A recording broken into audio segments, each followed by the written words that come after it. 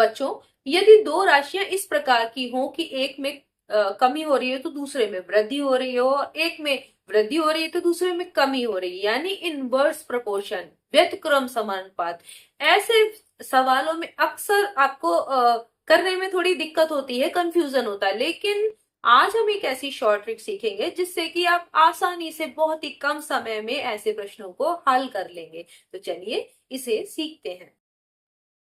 यहाँ पर व्यतिक्रम समानुपात यानी इनवर्स प्रोपोर्शन से संबंधित प्रश्न है, जिसमें क्या होता है कि अगर एक राशि बढ़ती है तो दूसरी घटती है, और अगर एक घट रही है तो दूसरी बढ़ रही है, उल्टा हो रहा है। तो यहाँ पर ये वाला प्रश्न देखिए, यदि 20 व्यक्ति किसी काम को 4 दिन में करते हैं तो 16 व्यक्ति, अब व्यक्ति कम हो रहे हैं, तो 16 व्यक्ति उसी काम को कितने दिन में करेंगे। यदि हम कम व्यक्ति कर देंगे तो काम की जो दिन है वो बढ़ जाएंगे, क्योंकि काम ज्यादा दिनों में खत्म होगा।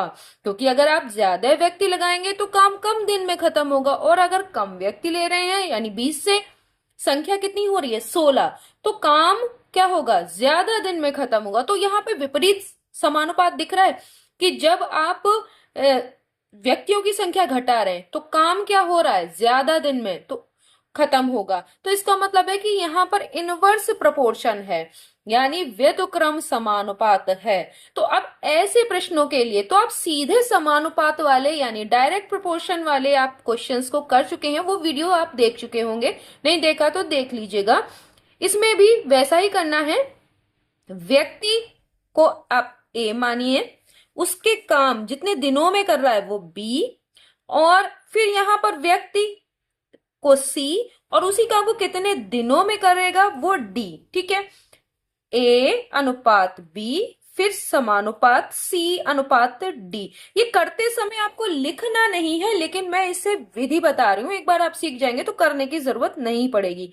तो यहां पर क्या करना होता है, जैसे आपने देखा था सीधा समानुपात, तो सीधा अगर सीधा समानुपात यानी एक बढ़ रहा है तो दूसरा भी बढ़ रहा है, जैसा कि पिछले वीडियो में देखा था, तो बी की सी से गुणा करते हैं, ठीक है, और ए की डी से गुणा करते हैं। ठीक है, तो इस तरीके से किया जाता है। लेकिन अगर आपका व्यतिक्रम समानुपात है जैसा कि यहां दिया हुआ है, तो इसमें ए अनुपात बी समानुपात सी अनुपात डी, इसमें क्या करते हैं, ए की बी से गुणा और सी की डी से गुणा, ये ध्यान रखिएगा, इन दोनों में ये फर्क है। तो आप ये वाला कर चुके हैं, अब हम आपको इस तरीके से बताएंगे।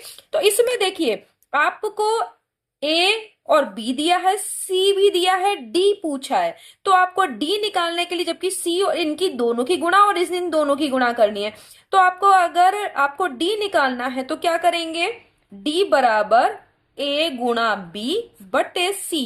ये आपको दिमाग में रहेगा, तो ये सब लिखने की जरूरत नहीं है, डायरेक्ट आप क्या करेंगे, इन दोनों की गुणा कर देंगे और बटे में क्या कर देंगे, ये वाला। ठीक है, तो आपको सीधा यहीं पे कर लेना है। तो जैसे अगर आप इस तरह से करेंगे तो 20 चौक 80 हो गया, बटे 16 करेंगे तो 16 पंजे 80, 5 दिन आपको पता चल जाएगा कि 5 दिन में कर पाएंगे। आपने देखिए डायरेक्ट मैंने कर दिया, लेकिन ये तभी होगा जबकि आपको ये पता हो। तो पहले से आपको ये समझ में आना चाहिए कि सीधा समानुपात है तो किस किस की गुणा करनी है, और विपरीत समानुपात है यानी व्यतिक्रम समानुपात है तो किस किस की गुणा करनी है।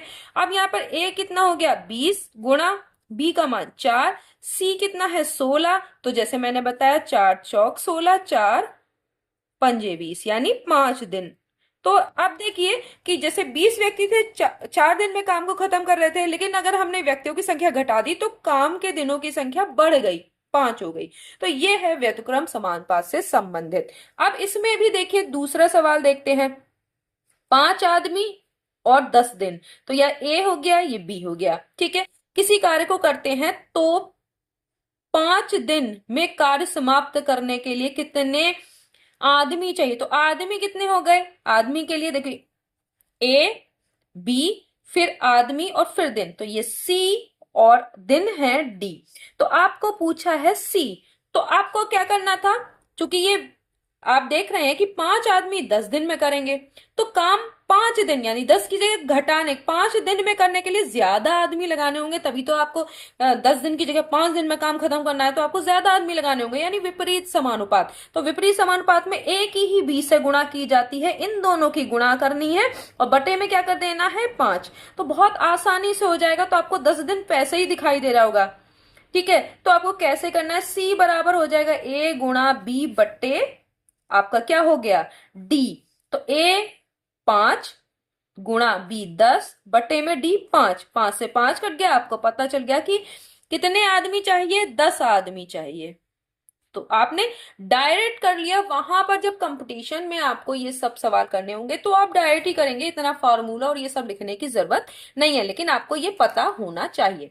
अब अगला क्वेश्चन इसी तरह के करते हैं। किसी काम को 16 व्यक्ति 15 दिनों में करते हैं, तो उसी कार्य को 5 व्यक्ति, अब देखिए व्यक्ति घटा दिए तो दिनों की संख्या बढ़ जाएगी, तो उल्टा हो रहा है कि नहीं, यानी विपरीत समानुपात है। तो इसमें क्या कर देना है, ये व्यक्ति और दिन, तो ए और बी हो गया, इन दोनों की गुणा करनी और बटे में ये वाला कर देना। उसी कार्य को 5 व्यक्ति, तो ये हो गया सी, कितने दिनों में, डी ये पूछा है। तो आपको डी बराबर क्या हो जाएगा, ए गुणा बी बटे सी। तो ए कितना है 16 गुणा 15 बटे 5, ठीक है। तो 16 व्यक्ति थे, 15 दिनों में करते थे, तो 5 व्यक्ति, 5 तिया 15, 16 तिया 48, 48 दिनों में खत्म कर पाएंगे, उस काम को समाप्त कर पाएंगे कितने व्यक्ति, 5 व्यक्ति। अगर 16 व्यक्ति किसी काम को 15 दिन में करते हैं तो 5 व्यक्ति उसे 48 दिनों में कर पाएंगे। तो आपको समझ में आया कि इस तरीके के सवालों को कितनी आसानी से आप यहीं पर देख के कर सकते हैं, आपको लिखने की जरूरत नहीं होगी, क्योंकि आपको कॉम्पिटिटिव एग्जाम में आधे से 1 मिनट का टाइम मिलता है एक प्रश्न को करने के लिए। तो आप लिख के करेंगे अगर पूरा पूरा तो फिर बहुत मुश्किल हो जाएगी। ये सूत्र भी आपको नहीं लिखना, विपरीत समानुपात और सीधे समानुपात में किस किस की गुणा करनी है आपको ये पता हो तो आप आराम से कर सकते हैं। नेक्स्ट वीडियो में हम फिर किसी शॉर्ट ट्रिक के साथ मिलेंगे, तब तक के लिए धन्यवाद।